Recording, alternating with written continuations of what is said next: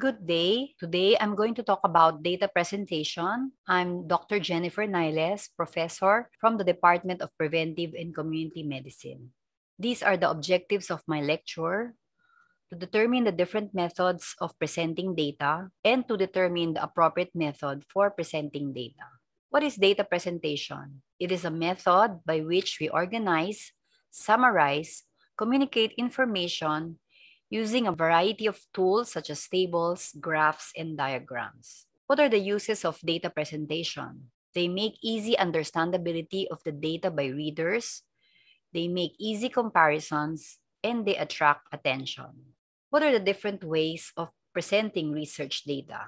Either we can present data using textual, meaning you describe the data in text in terms of words, sentences, or paragraphs, or in table form or tabular, wherein you list data in words, numbers, or symbols in an arrangement which permits easy comprehension, or charts using graphs and diagrams in presenting the data visually. What are the principles of data presentation? It should be simple, interesting, concise without losing important details, but detailed enough to facilitate further analysis. What are textual data? This is the simplest form of presenting research data because few figures are presented. All the data are presented in the form of words, phrases, sentences, or paragraphs. It involves enumerating important characteristics, emphasizing significant figures, and identifying important features of data.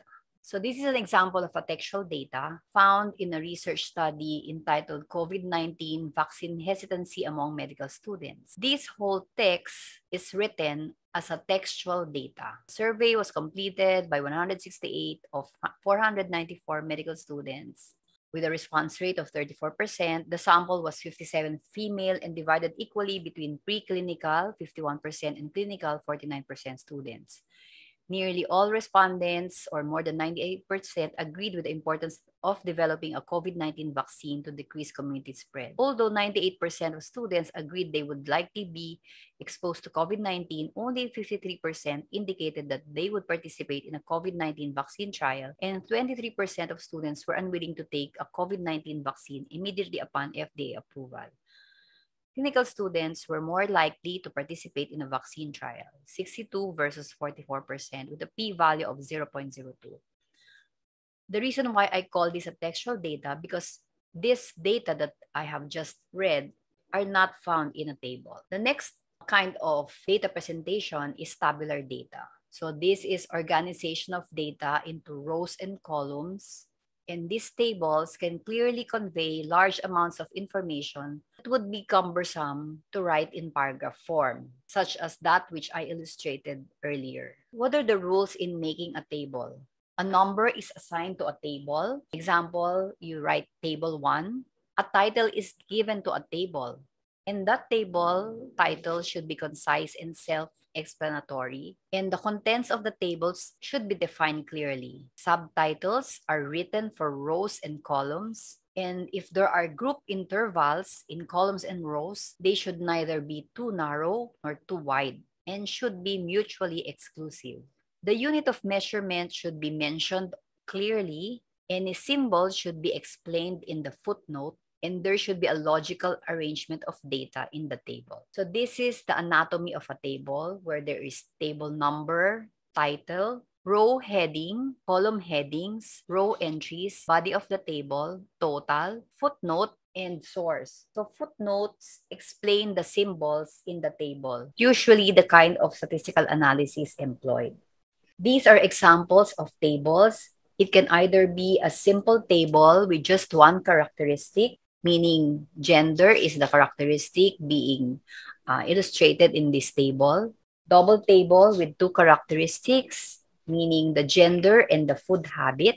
This is a triple table with three characteristics such as gender, food habit, and age, as well as multiple table with gender, food habit, age, and residence. This is an example of a multiple table. So this is just a snapshot from the previous research that I have talked about earlier. There are many survey items included in this table. So in research, most of the time we make use of tables in presenting our data because this is the easiest to assemble, straightforward, and further analysis can be done because the data are detailed. So let's now go to graphs and diagrams. I will be explaining and illustrating the different graphs and diagrams listed here. The purpose for this lecture is for you to be familiar with the other ways of presenting data. So for graph, we have histogram, frequency curve, frequency polygon, ogives, line graph, bar diagrams, which can be simple, multiple, and component bar diagram, as well as percentage bar diagram, deviation bar diagram, and pie diagram.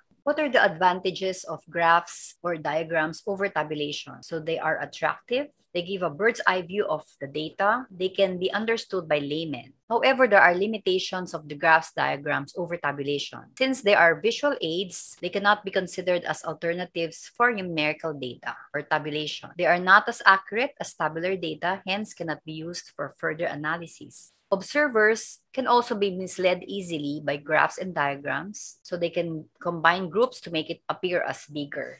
Here are some examples why I said that graphs and diagrams sometimes mislead the viewers. These are deliberate ways by which data are presented to mislead. One is by omitting the baseline. So in most cases, the baseline for a graph is 0, but writers can skew how data is perceived by making the baseline a different number. This is known as truncated graphs. So here, if they started the vertical axis at 50, makes a small difference between groups. Seem massive. So group A looks much larger than groups B and C. But when we start the vertical axis at 0, it offers a more accurate depiction of the data. So the difference between the groups does not seem as dramatic. So here also is one way of misrepresenting the data by manipulating the y-axis. They expand or compress the scale on a graph, which can make changes in data seem more or less significant than they actually are.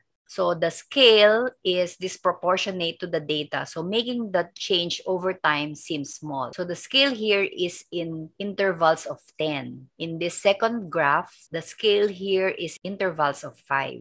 So the scale is proportionate to the data, showing a greater change over time. Another way of misrepresenting the data is by cherry-picking the data. Writers may only include certain data points on their graphs to reinforce their narratives.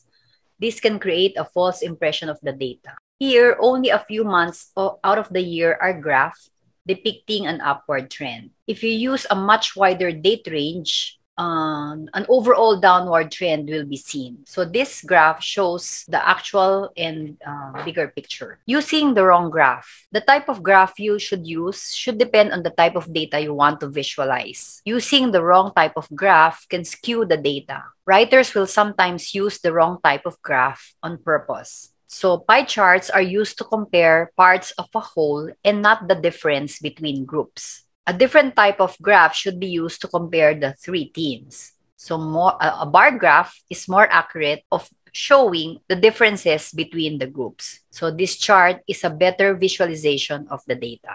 We will now compare histogram and bar graph because they look the same. So a histogram is a graphical representation that display data by way of bars to show the frequency of numerical data. A bar graph is a pictorial representation of data that uses bars to compare different categories of data. The data in a histogram are non-discrete variables or continuous variable, while a bar graph, the data in the variables in bar graph are discrete variables. I will be talking about the difference between a continuous variable and a discrete variable in the next slide.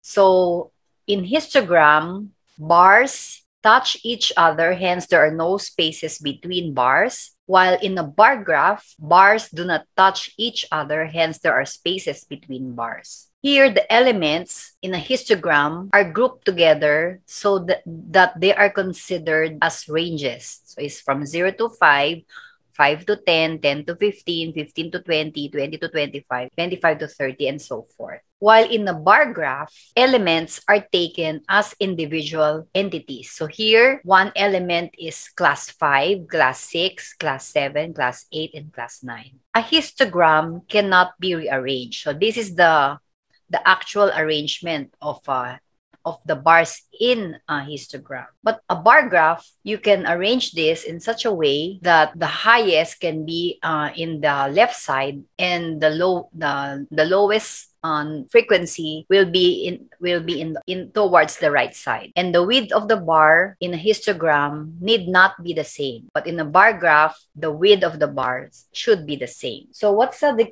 discrete versus continuous variables? So discrete variables are countable in a finite amount of time. So when we say it's discrete, it's something that you can count in a finite amount of time. So the example of that is money. While continuous variables would literally take forever to count. In fact, you would get to forever and never finish counting them. So an example of this is age. You can't count age. Why not? Because it would literally take forever. For example, you could be 25 years, 10 months, 2 days, 5 hours, 4 seconds, 4 milliseconds, etc. But you could turn age into a discrete variable, and then you could count it already. For example, we can convert age as person's age in years or baby's age in months. So age, which is continuous variable, is now converted into a discrete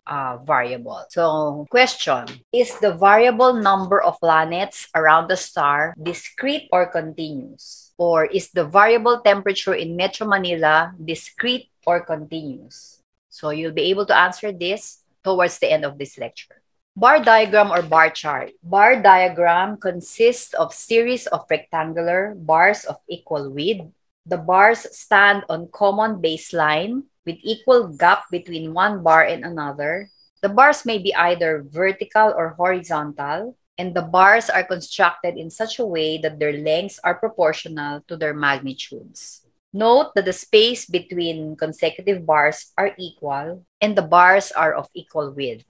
Some schools of thought also say that you use a vertical graph if the data is ordinal, so meaning there is some sequence to the data. So here, the sequence is the number of illness episodes. So it ranges from 0 to more than 9 plus. While you use a horizontal bar graph if the data is nominal. So you have a leeway to order it from highest to lowest. So you can highlight the highest to the smallest categories as shown in this slide. Here, the data are drawn starting from the highest number from the bottom to the top. So horizontal bar graphs are appropriate when you present data with long labels that would be hard to display below a vertical bar. Also, if you are trying to display a large number of data sets on the category axis. In a multiple bar chart, 2 or more sets of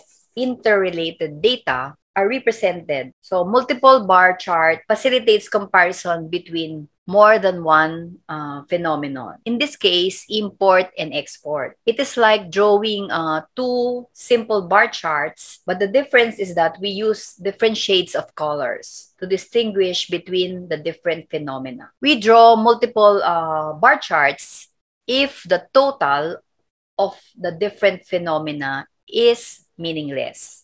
We now go to the component or stack bar diagram. Here, the data have items whose magnitudes have 2 or more components. Hence, the items are represented by rectangular bars of equal width with the height proportional to the magnitude. Then the bars are divided so that the subdivisions in height represent the components. To distinguish the components from one another clearly, different shades are applied, and index, this is the index, describing the shades is provided. This diagram is drawn when a comparison of total magnitudes along with the component is required.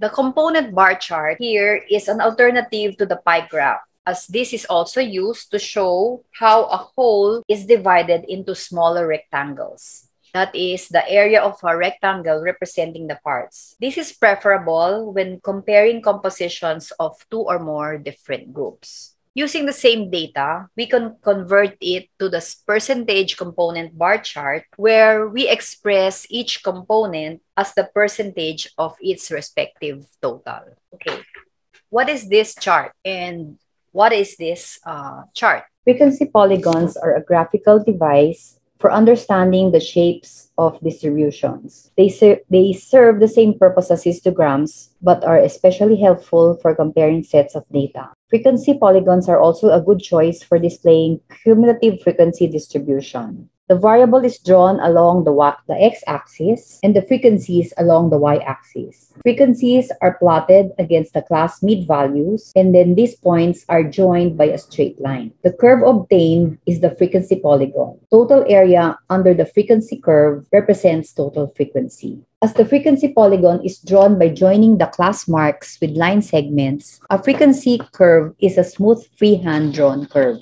What are deviation bar diagrams? These are useful for presenting net quantities which have both positive and negative values. The positive deviations are presented by bars above the baseline, while negative deviations are presented by bars below the baseline. This is an example of a pie chart.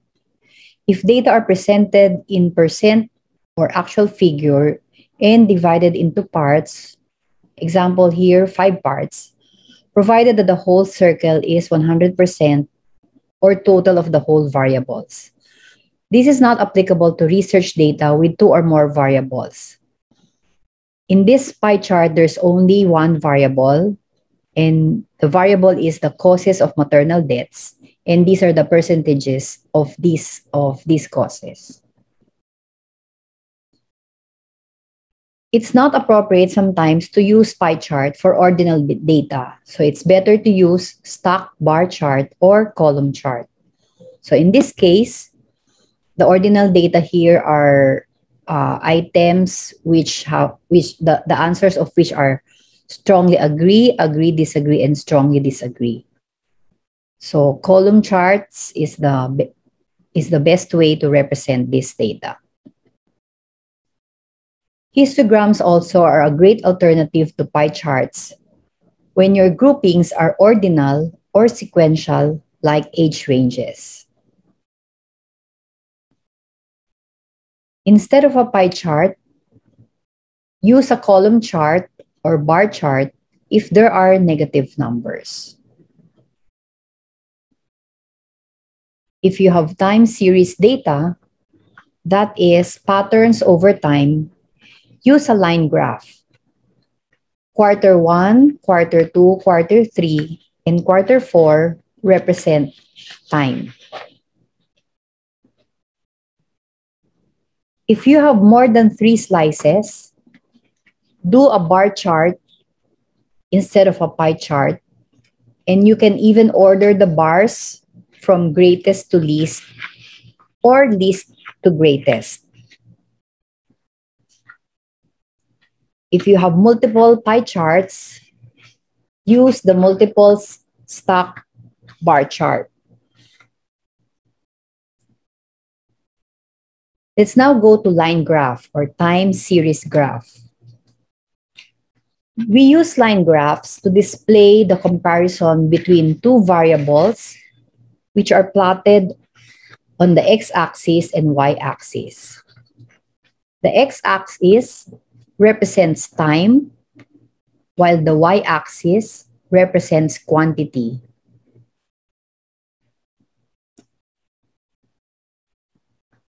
It displays a change in direction. It also shows trend of an event.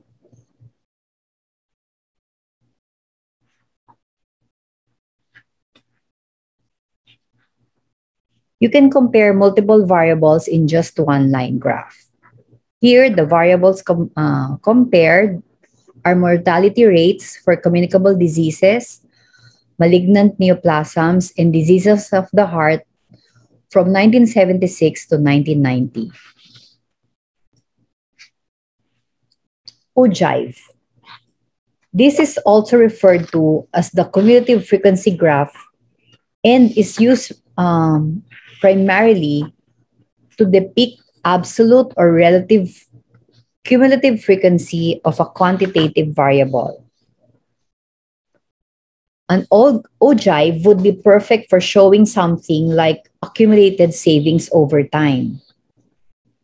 So, for example, let's say you invest 5,500 each year in a retirement savings account for 9 years from age 30 to 39. You might even be more interested in the accumulated amount over time. So if you plot it, it will look that way. It is the total of the original amount plus the increase per year. Scatter plot.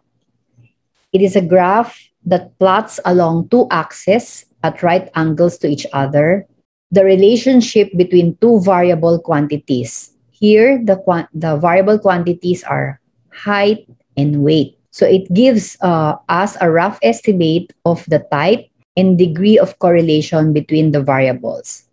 By type meaning positive correlation, negative correlation, or no correlation at all.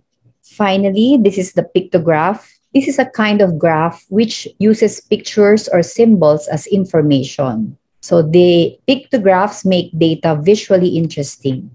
This table summarizes the graph type, the purpose of the graph, and the nature of the variables, whether they are continuous, discrete, nominal, etc. And these are the highlights. You were able to differentiate textual, tabular, and graphical diagram methods of data presentation.